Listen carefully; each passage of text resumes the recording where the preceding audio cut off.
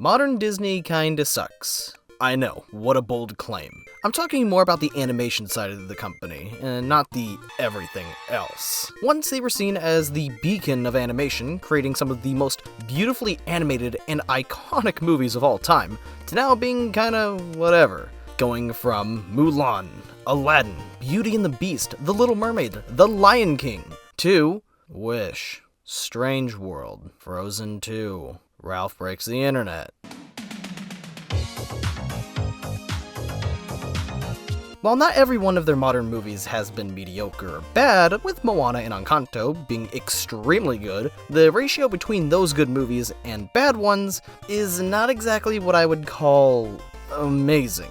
And it was with the release of Wish that made me realize how stuck Disney is in this creative rut, falling on the same tropes to the point of exhaustion and barely trying anything new. And when they do try something different, it just feels like a half-assed attempt at something other films have done better, like with the different art style Wish was going for. How about this one? I call it bold and bright. More like belongs in the trash! And while Disney was certainly not doing the best during the 2000s, I would still say they were being experimental at the very least in trying new things. While most of the films may have been subpar, and I really mean subpar, I can at least commend them for attempting to shake up the formula past the musicals they had done before. But then this whole thing got me thinking about the Renaissance films, pretty much the era where Disney peaked in quality and creativity, where each film was bold and tried new things, doing something different in each one, whether it be the setting, slight styles in animation, music, or whatever. Each film was distinct and became iconic almost instantly, making up some of the most beloved films in Disney's entire animated pantheon. But out of all of them, there was one that stood out to me. One that was pretty much the exact opposite of what modern Disney films are nowadays. A film that hasn't gotten nearly as much love as many of the other Renaissance films. One that is undoubtedly the deepest and most complex thematically out of almost any Disney film. Pocahontas Hunchback. The Hunchback of Notre Dame. Yay! There's something so incredible about this film. It's a film that really makes me ask, how was this made? An animated Disney movie about religion, faith, racism, abuse, justice, corruption, lust, and so many other deep themes was created by Walt Disney Animation Studios, intended for children to watch. This movie, inside stone walls. While this certainly isn't Disney's greatest film of all time or anything, and it has more issues than many of their other films, probably having the most infuriating tonal problem I have ever seen in a movie since, like, The Last Jedi, I guess. But the highs this movie achieves are some of the highest in all of Disney's century-long history. And that's what I want to talk about today, since this movie isn't discussed as much as many of the other Renaissance films, like Aladdin or Mulan, but it offers some of the greatest moments in Disney's history, pushing the boundaries of what animated films could be, having some of the deepest themes and haunting imagery a film intended for children could have. It's simultaneously Disney's most ambitious and one of their most frustrating films of all time, and that's what makes it so interesting to me. But enough beating around the bush, let's get into the movie, starting with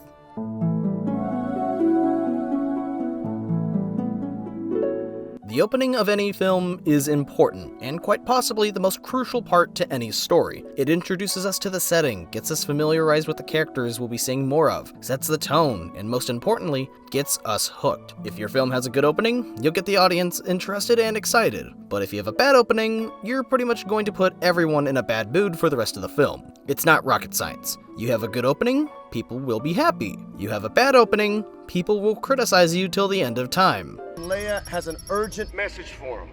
I believe he's tooling with you, sir. About his mother.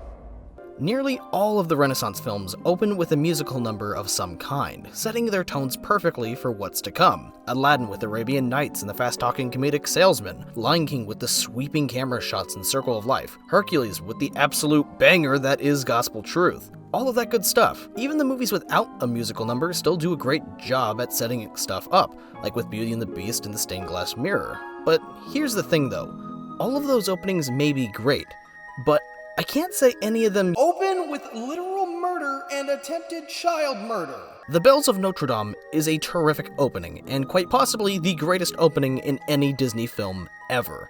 Yes, even better than Circle of Life in my opinion. I get chills from the slow build-up of the choir singing with nothing on the screen, then the bells starting to ring and becoming louder, to just a hard cut to the movie. It's so good. You've got to admire how this movie was mostly intended for children.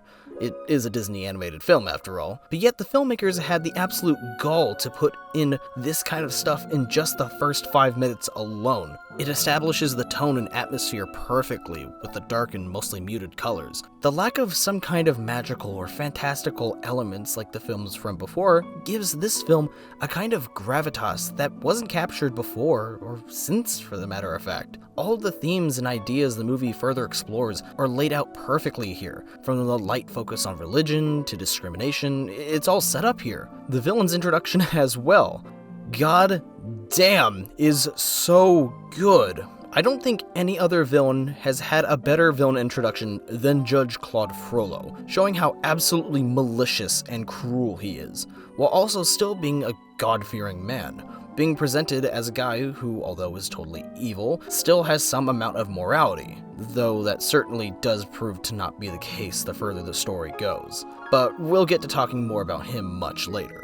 Honestly, even in comparison to other Disney films, let alone the Renaissance ones, there really isn't any other one like this, except maybe Lion King. But even then, I'd say the maturity of how The Bells of Notre Dame starts the film, and how it just perfectly sets the stage for the events of the film, gives it a slight advantage. Not trying to downplay the beauty or the grandness of Circle of Life and how incredible it is, but Hunchback just introduces its deeper themes in such an effective way. I mean, posing the question, who is the monster and who is the man, is one hell of a question to ask after everything that has just happened. It's incredibly powerful. That deep and powerful stuff is really the biggest thing that sets this film apart from the rest, which leads us nicely into talking about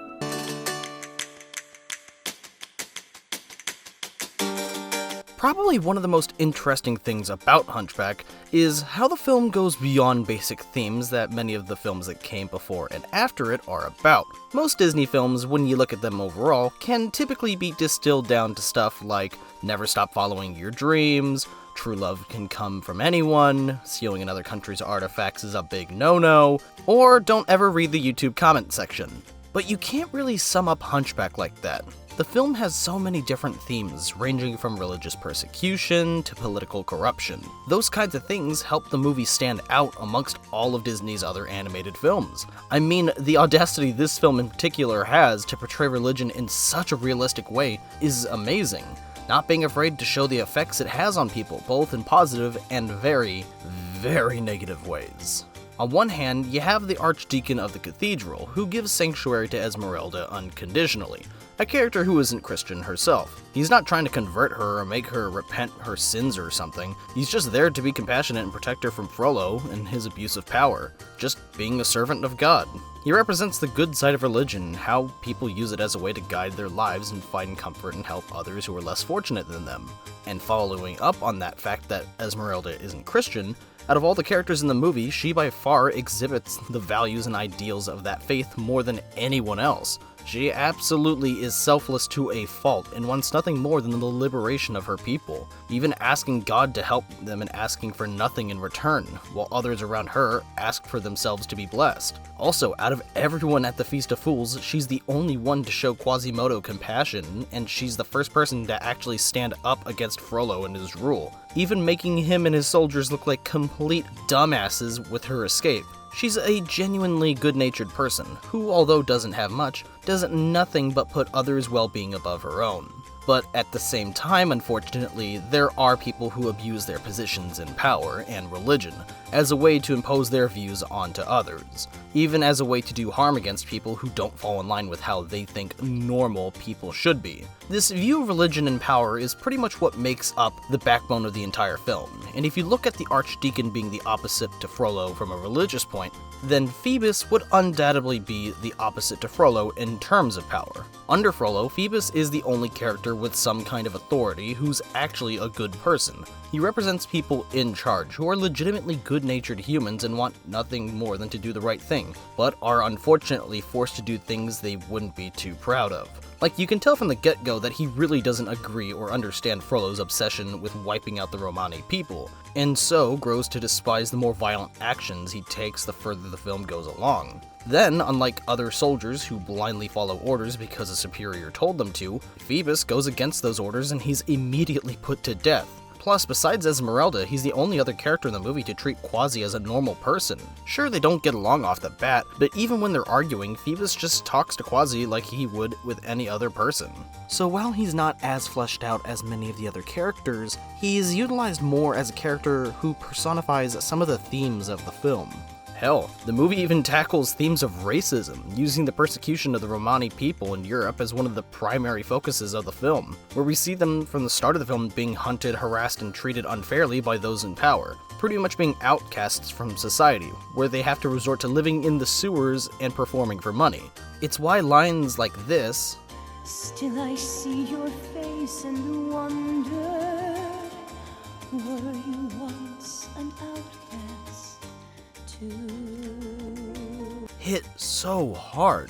It's subtle, but incredibly powerful. Funny how the film about English settlers and Native Americans did a significantly worse job at saying racism is bad in comparison to this. Subtlety goes a long way in storytelling, and Hunchback does that much, much better than Pocahontas. Savages, drive them from our shore. They're not like you and me, which means they must be evil. Honestly, in a way, it's really weird seeing this film come out between the other Renaissance films, where some of them may have had darker undertones or more serious themes within them. They're not the biggest focuses of those films, or explored very much. It's why a shocking scene like the destroyed village in Mulan sticks out so much. It highlights the horrors of war, shows how much danger the characters are in, and is just super effective. But that's about the only part in the film that takes the themes of war seriously. Most other parts aren't that somber, and typically have jokes in them. While in Hunchback, it tries to take those scenes as seriously as possible. There's no moment during the film in the scenes where Quasi is being psychologically abused that has jokes thrown in, or is only taken super seriously at one point, and that helps the film as a whole feel a little different in comparison to other Disney films, because it's really trying to say something. But none of this would work nearly as well if it weren't for one of the most vile and cruel villains that's ever come out of the art form of filmmaking. Let's talk about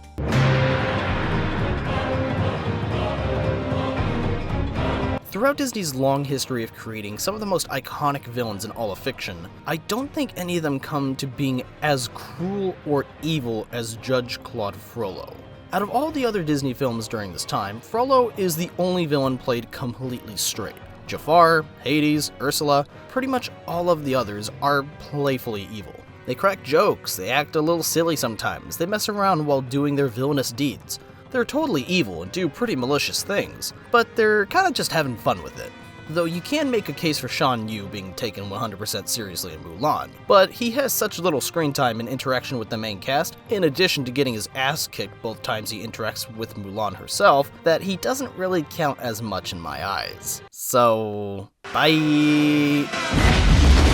Frollo is evil incarnate. Every action he makes in this film has no amount of good intentions. From the moment he's on screen to his demise in the finale, Frollo shows nothing but his cruelty and evil nature. But at the same time, he's not a one-dimensional villain who's evil for the sake of it. He sees himself as a righteous man, carrying out the will of God, trying to make Paris a better place, but through some of the most heinous means possible and with one of the most distorted views of right and wrong. Frollo is still an absolute monster, but he has actual reasons behind what he does, and isn't just Mr. Evil doing evil things because he's evil. He still believes in God.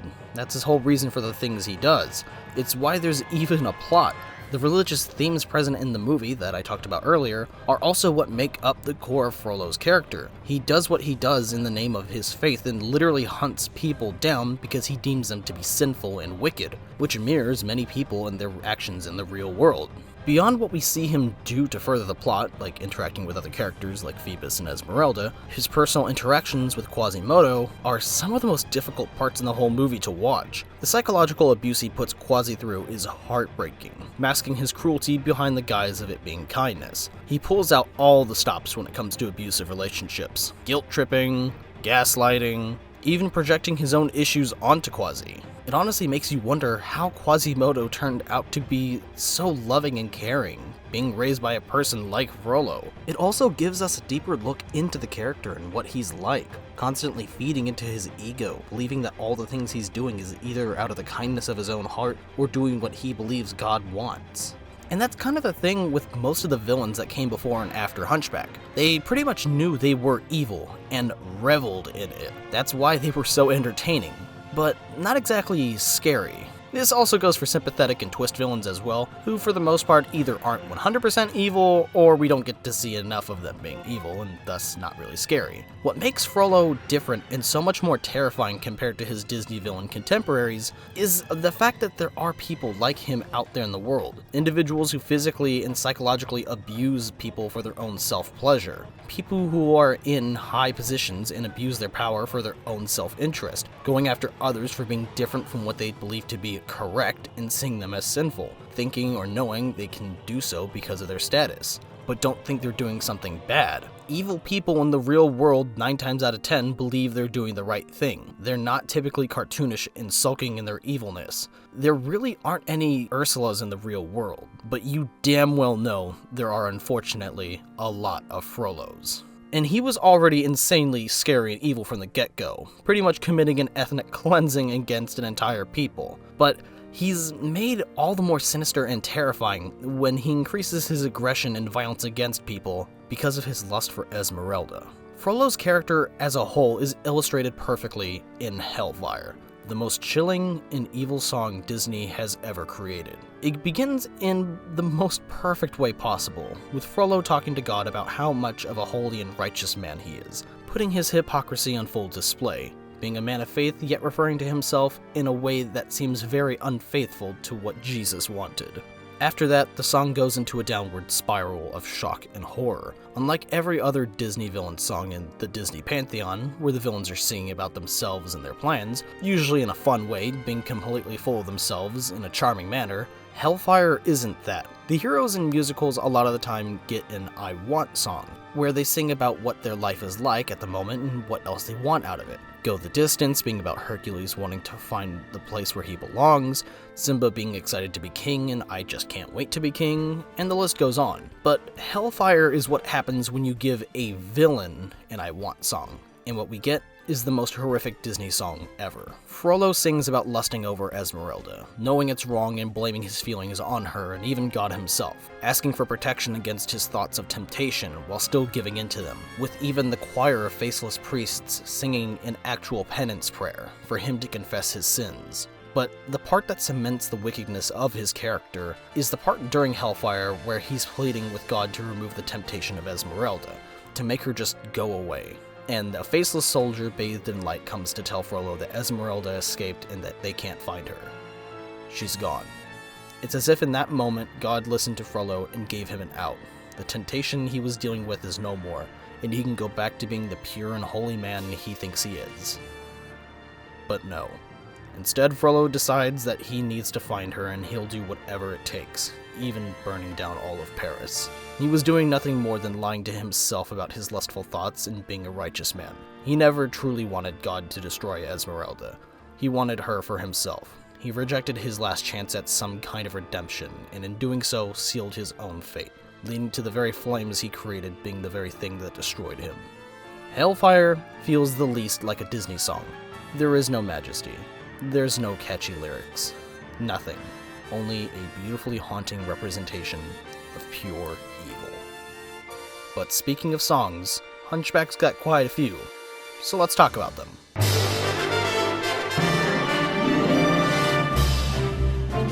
Oh man! Disney really was cooking when it came to this soundtrack. To me, there is not one bad song in this whole movie. Compared to pretty much all of Disney's other soundtracks, there is something to this one that makes it feel so powerful and sometimes otherworldly. The large orchestra combined with the operatic chanting of choirs really elevates the songs, leading to a sound that I really don't think any other Disney film has ever attempted since, which is a real shame. But the songs here are just, they're so good! The Bells of Notre Dame, like I mentioned, is easily the best opening to any Disney movie, with its incredibly powerful imagery, dark subject matter, and setup for the story. Out There is an absolutely beautiful and breathtaking I Want song, about Quasi wanting nothing more than to spend one day amongst common people, getting us to sympathize with him and truly understand the sad life he's lived up until now, showing off the beauty of Notre Dame and having some truly incredible sequences of blending 2D and 3D animation together. God Help the Outcasts is one of the most underrated Disney songs of all time. The powerful lyrics combined with the absolutely beautiful imagery makes it so moving. It's pretty sad I don't see as many people talk about this song, especially with it being such a moving song about nothing more than selflessness. Heaven's Light is often forgotten about since it's pretty short and comes just before the more discussed song. But it's a soft and incredibly sweet song about Quasi finally feeling truly cared about by someone, further showing him as a sweet and caring individual who wants nothing more than for someone to treat him with kindness and as a normal person. But it also shows how abused Quasi has been with lyrics like, "No face as hideous as my face was ever meant for heaven's light," giving us more of a window into the psychological abuse Frollo has done to Quasi for his entire life. Additionally, as he professes his hope for love with Esmeralda, it shows us why he wasn't going to get with her in the end. While Frollo saw her as a demon tormenting him, Quasi saw her as an angel, someone who'd finally treat him right. But that's not what love is, and that's an incredibly unhealthy way to look at it. Phoebus saw her as just a person and treated her as such. He didn't put her on a pedestal like Quasi did. In reality, what Quasi really wanted wasn't love, but acceptance from society as a whole. It's a beautiful song that has deeper themes than just Quasi wanting love. And it also acts as a perfect mirror to the song that comes up immediately afterwards. From a soft song about feeling loved to one of cruelty and absolute evil. Hellfire is undoubtedly the best Disney villain song ever. Sure, others like Poor Unfortunate Souls and Be Prepared are terrific and iconic in their own rights, but they don't come close to Hellfire. A song about a man refusing to confess his sins, grappling with the lust he has for Esmeralda, while slowly giving in to his darkest and most sinister desires. The visuals are visceral and haunting, from the visions of Esmeralda dancing in the fire, to the red cloak spirits wanting him to repent, to this jaw-dropping piece. This is easily one of the most beautifully animated songs ever. Everything is animated so smoothly and naturally, it just sucks you right into the song and its disturbing lyrics. And the lyrics, my God, the lyrics are probably some of the hardest that have ever come out of Disney. This is easily the best song in the whole film, and one of the best in Disney's history. And the fact that this song came out of Disney Animation Studio with lyrics and visuals like this is insane. It's truly a song that probably will never be replicated again by the studio, for obvious reasons. But by God, they truly were cooking up something incredible for this film. If there was one word I could use to describe the soundtrack, it would be grand. Because the size and scale of the soundtrack is almost greater than any other Disney film. Like, you know that feeling you get when you watch Circle of Life or Tale as Old as Time, and they just feel larger than life? That's pretty much the exact feeling you get listening to all of the musical numbers in Hunchback. Utterly stunning pieces of art that blow you away and make you think, how was this even made under the banner and restrictive control of corporate Disney? I mean, I can just go on and on about how amazing these songs are. So I'll just say that this is one of the best soundtracks in any Disney movie ever. Hold up. Hello? What's that? I forgot a song? What do you mean I forgot a song? The Gargoyles have a musical number? A guy like... Oh, Jesus, here we go. A Guy Like You is easily the worst song in the movie. Not only for being ill-fitting tonally, but also for just not really being that good in general. I'm not a theater guy, nor am I musically inclined, but what I am is someone who enjoys songs and knows a catchy song when I hear it. Under the Sea, catchy. Be Our Guest, catchy. This? Not really. There isn't a part in the song that I can latch onto and then go along with as it progresses. To me at least, I think its attempts at being funny at the same time as being a musical really just take away from the song as a whole. I think a good example of how a comedy song could be done better comes from the movie that came after this, with Hercules and Phil's song One Last Hope, where most of the jokes are in the visuals, and when there is a joke within the song itself, it comes off more naturally. Asking me to jump into the fray. My answer is 2 words. Okay. Compared to A Guy Like You, which has lyrics such as, "And since you're shaped like a croissant is." The rest of the soundtrack is still incredible, and easily some of the best musical numbers in any Disney film. But yeesh, A Guy Like You is like the brown part on a banana. You get to enjoy all these potassium-rich songs that are absolutely amazing, but then you have to stomach the gross-looking part, even if you don't wanna. The song overall is just a mess, and it unfortunately is emblematic of the biggest problem the film faces as a whole. Which leads me into...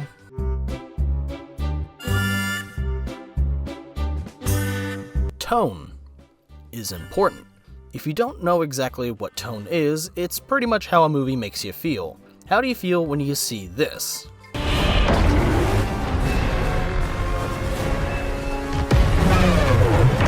Or this? So long, partner. Or this? Somehow Palpatine returned.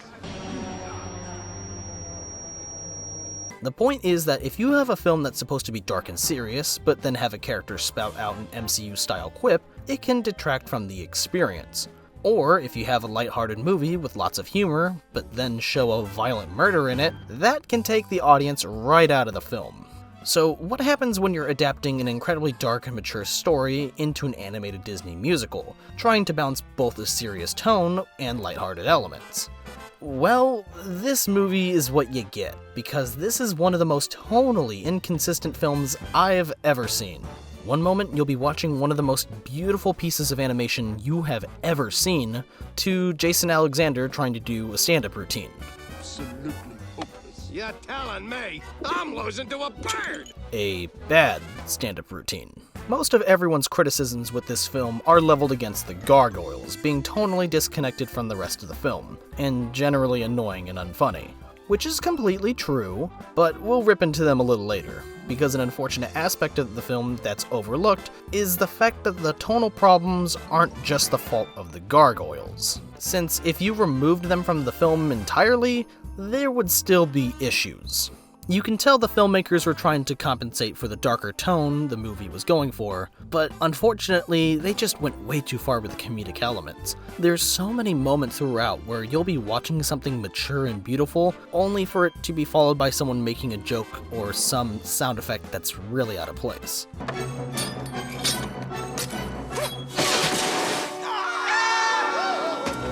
Like, why was that included? It wasn't even implemented in a way that was at least somewhat natural. It just sounded like someone quickly added it in post. The finale is hindered quite a bit by the tonal issues, since it's the climax of the film, but yet we still see stupid shit happening.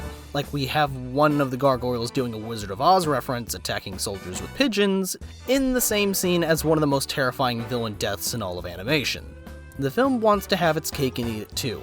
It wants to be a mature story with deep themes and a serious tone, while also trying to still retain the lighthearted nature of most other Disney films. The large amounts of jokes present in other Renaissance films worked because those films overall weren't going for as dark of a tone as Hunchback was, and if there were darker elements, they were spaced out from all of the lighthearted stuff going on. The reason the cut from A Girl Worth Fighting For to the destroyed village works is because it's used as a juxtaposition from the soldiers being excited to go to war and fight for the nation to realizing how serious and horrendous war actually is. This works since it's thematically appropriate. Throwing in a random goofy scream during Notre Dame's siege isn't.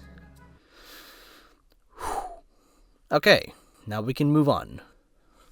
The gargoyles suck. Okay, maybe that's a little harsh, because in all honesty, the gargoyles aren't exactly that terrible, and their inclusion in the story here makes sense. They're supposed to act as Quasi's friends/guardians, looking out for his best interest in being the only company he has that doesn't treat him like dirt. So using them as the main thing that elevates some of the darkness of the story is actually a good idea on paper, really. The problem with them is that they really aren't that funny and come off more obnoxious than anything else. Though most of the blame for that can go on Hugo, the George Costanza gargoyle, who tries cracking jokes literally every possible second and pretty much throws off the tone of any scene he's in. I mean, at least for the most part, Victor and Laverne are taking stuff somewhat seriously and don't make jokes at every possible chance. But even if it's mostly Hugo that's being the most annoying and unfunny of the trio, the other two still have moments from time to time where they interject ill-fitting comedy into moments that really don't need it.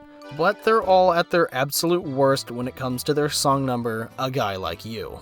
Yeah, I'm not done with it. A Guy Like You is a bad song, not only for the music itself, but also because of how tonally dissonant it is from the rest of the songs present and the film as a whole. Sure, Topsy Turvy is also lighthearted, but at least fits the tone of the scene it's a part of, which is an inherently silly scene, on top of it blending into the film naturally. And even once it becomes serious and dark, the tonal shift isn't too jarring, and is naturally led into that. But A Guy Like You feels like it was unnaturally stitched into the film, because I mean, good lord, it starts like 2 minutes after this.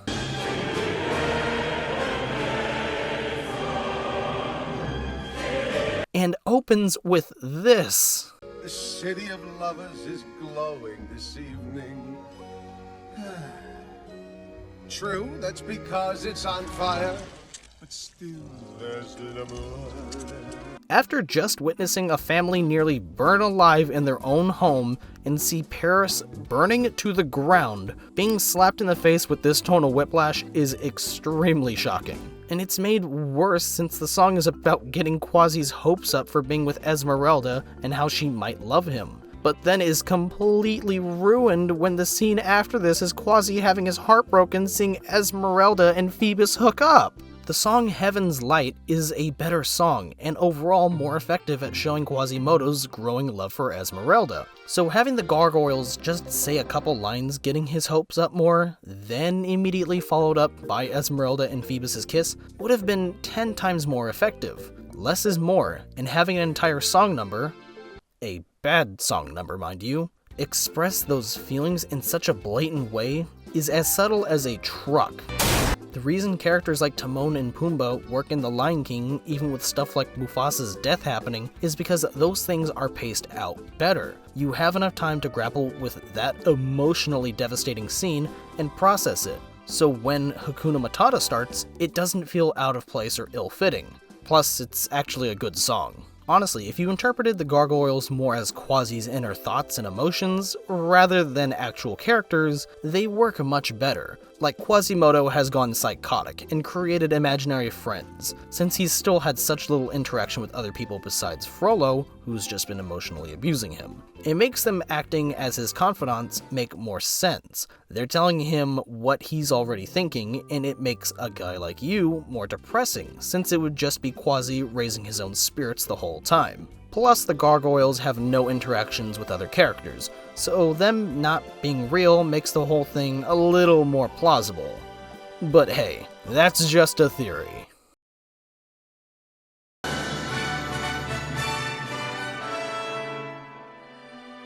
Upon its release, Hunchback didn't exactly do the best, critically or financially. The movie was able to make back over $325 million, but that was a significantly smaller box office return compared to previous films. Probably due to some extent because of this still being a Disney animated family film, but having incredibly dark imagery that probably terrified children and upset parents. Even the jokes and lighthearted moments didn't really help offset the darker tone, which critics themselves weren't exactly impressed by. And while critics didn't hate the film, overall the consensus was that it was one of Disney's weaker films compared to the rest of their catalog. Plus, it's still rated as one of the lowest Renaissance films, above Pocahontas and barely The Rescuers Down Under, which, I'm not gonna lie, is kind of insulting.